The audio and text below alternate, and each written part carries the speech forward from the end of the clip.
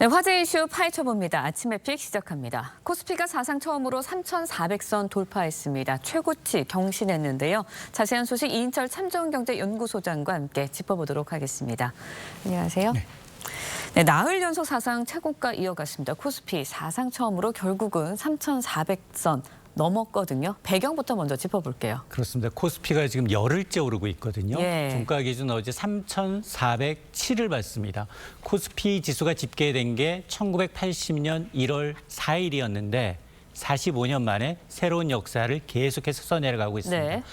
증시 상승의 원동력은 역시 뭐니 하더라도 이제 대주주, 양도세 기준 역시 정부가 이제 개인 투자자들의 반발을 감안해서 현행 50억 원으로 유지하겠다라고 하니 정책에 대한 불확실성이 해소가 됐습니다. 네.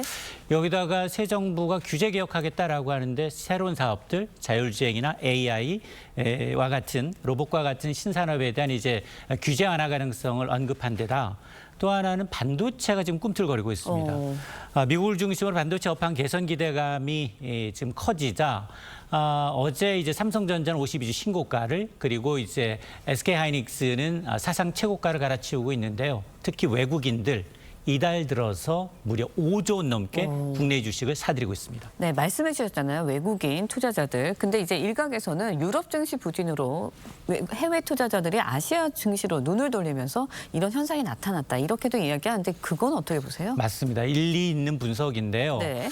지금 글로벌 이제 큰 손들이라고 하죠. 글로벌 큰 손들이 지금 한국 증시를 포함한 아시아 증시로 눈을 돌리고 있는데 이유는 유럽 상황이 너무 좋지 않습니다. 우크라이나 전쟁이 장기화되고 있죠. 예. 유럽의 쌍두마차하면 독일, 프랑스인데 프랑스가 특히 재정 건전성이 악화되면서 국가 신용 등급이 강등됐습니다. 예. 그러면 투자자들은 수익률이 높은 이제 아시아 시장으로 이제 넘볼 수밖에 없는 상황인데 실제로 9월 들어서도 코스피 수익률은 전 세계 수익률을 압도하고 있습니다. 그러다 보니 지금 뭐 해외 자금이 상대적으로 앞으로 더 매력적일 것으로 예상이 되는 이제 한국 증시에 계속해서 지금 지수 상승세에 베팅을 하고 있는 상황인데요. 네. 올해 들어서 지금 코스피는 무려 41% 올랐습니다. 그러면서 주요 20국 가운데 상승률 1위를 기록하고 있습니다. 네, 일단은 코스피가 랠리를 어느 정도까지 지속할 수 있을지 여기에 이제 앞으로는 관심이 쏠릴 것 같을 때 증권가에서는 이제 연말까지 코스피 4,000선 돌파할 것이다 이런 전망이 긍정적으로 나오고 있습니다. 어떻게 보세요? 맞습니다.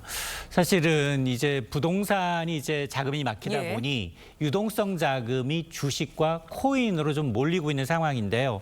현재 분위기로는 증권가에서는 올 하반기 코스피 3,500선을 넘어서 4,000선 돌파가 가능하다라고 좀 보고 있는데요. 정부의 증시 부양 정책에 대한 기대감이 워낙 확고하죠. 예. 여기에다가 글로벌 유동성 장세가 이어지고 있고 특히나 이제 미국 증시가 IT 반도체주를 중심으로 해서 강세를 보이고 있습니다. 그러다 보니 실제로 지금 우리가 이제 전고점이 2021년 3,300선이었거든요. 예. 당시에 이제 코스피 주가 순자산 비율을 따져보게 되면 한 1.4배 수준이에요. 근데 현재 지수에서 그걸 대입하게 되면 코스피는 연내 4,000선도 도달 가능하다라는 얘기인데요. 다만 반론도 있습니다. 네. 너무 많이 올랐다. 그리고 정부 정책에 대한 기대감이 현실화되지 않으면 어떻게 할 거냐. 그러니까 차익 실현 매물이 나올 수도 있고 또 하나 한국 기업들도 펀더멘탈 예. 기업 실적이 좋아지고 경제 지표가 뒷받침돼야만 이렇게 상승 동력이 계속 이어질 수 있다라는 지적도 있습니다. 네, 엇갈리는 지적들이 좀 있는 것 같은데 일단은 신고가 랠리 이어가고 있지만 항상 주식은 등락이 계속돼서 이어가고 있잖아요. 우리가 이제 하락 가능성도 짚어봐야 할 텐데 변수가 어떤 게 있을까요? 가장 큰 건 미국과의 협상입니다. 관세 리스크가 지금 상수돼 예. 있다라는 겁니다. 유럽과 그리고 일본은 협상을 마쳤습니다. 서명까지 마쳤기 때문에 상대적으로 미국 시장에서 경쟁하고 있는 이제 한국은 네. 수출 경쟁력이 좀 떨어질 수밖에 없는 상황이고 또 하나는 지수가 계속해서 전고점을 돌파하다 보니 지금 기술적으로 과열 징후 신호가 감지되면서 차익성 매물이 나올 가능성도 있습니다.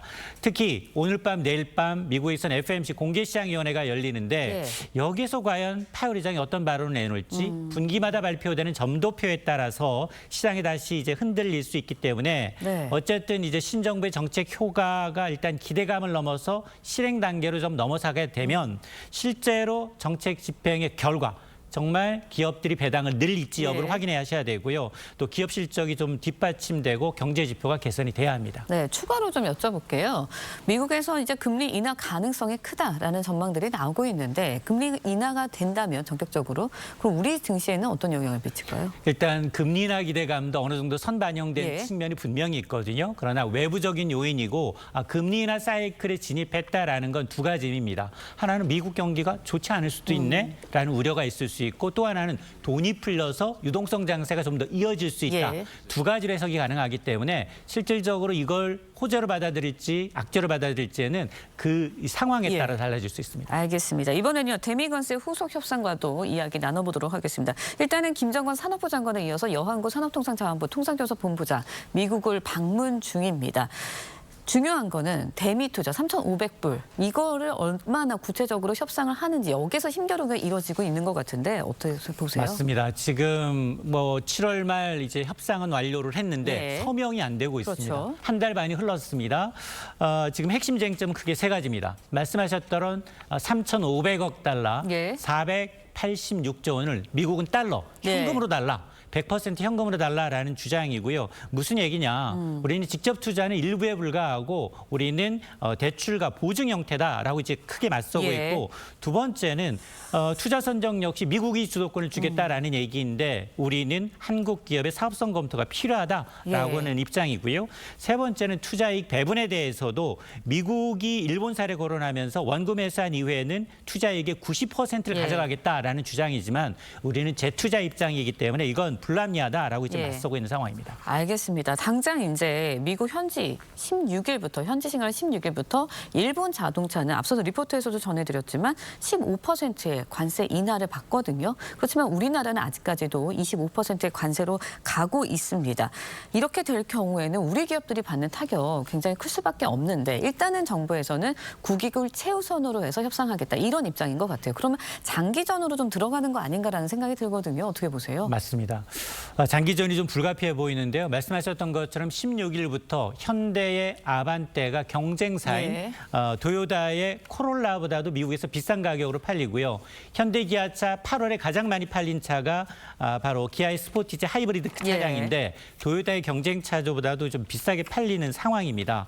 업계에서는 지금 한국산 자동차의 관세가 25%가 유지가 되면 현대기아차 연간 영업이익이 3조 5천억 원 이상 줄어들 수밖에 없다라는 판단이거든요. 다만 지금 우리가 지금 이 구금 사태를 계기로 해서 오히려 지금 미국이 좀 급해졌어요. 숙련된 기술자를 내쫓는 형국이 돼버렸습니다. 그러다 보니 오히려 이게 동맹의 신뢰를 이제 훼손한 패착으로 이제 미국 언론들이 부각을 하고 있고 특히 우리도 지금 그 반미 시위로 인해서 여론전이 지금 굉장히 악화되고 있거든요. 그렇죠. 나는 지금 테슬라 계약했는데 지금 해지했다라는 인증글이 올라오고 있는 만큼 반미, 반트럼프의 어떤 기조가 강화되고 있다라는 걸 어떤 협상의 카드로 좀 활용을 해야 되고 지금 기업들 입장에서도 보면 미국의 한 20여 개의 공장을 동시다발적으로 짓고 있는데 그렇죠. 공장은 지어지면 옮기기가 어렵습니다. 따라서 정말 투자를 원점에서 재검토할 수 있다는 이제 분위기를 조성하면서 미국 측이 한국 기업에 대해서 중요성을 다시 인식하는 그러면서 제도 개선에 나가는 계기가 돼야 되겠습니다. 네, 대미 관세 후속 협상에서 긍정적인 소식이 좀 속히 들렸으면 하는 바람입니다. 지금까지 참조연경제연구소 이인철 소장과 함께 이야기 나눠봤습니다. 오늘 말씀 여기까지 듣겠습니다. 고맙습니다.